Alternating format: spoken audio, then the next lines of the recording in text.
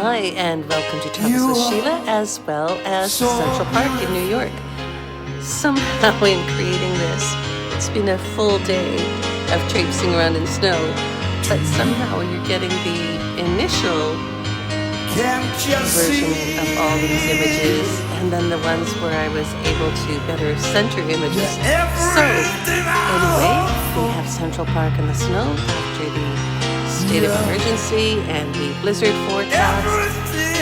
Last night I went to Bryant Park and around the New York Public Library, the main gorgeous building along Fifth Avenue, and spent today, yes, that is a blue eye on that doll, spent today in Central Park, and what a treat. Smiles everywhere, multiple languages, snowman every few feet, people throwing snowballs at the statue there by Bethesda Terrace, and here's how all those images were supposed to look. So you have them in duplicate.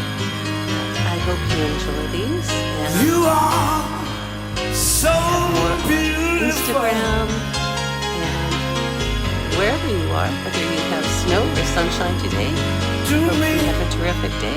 Enjoy the rest of this. Can't you see?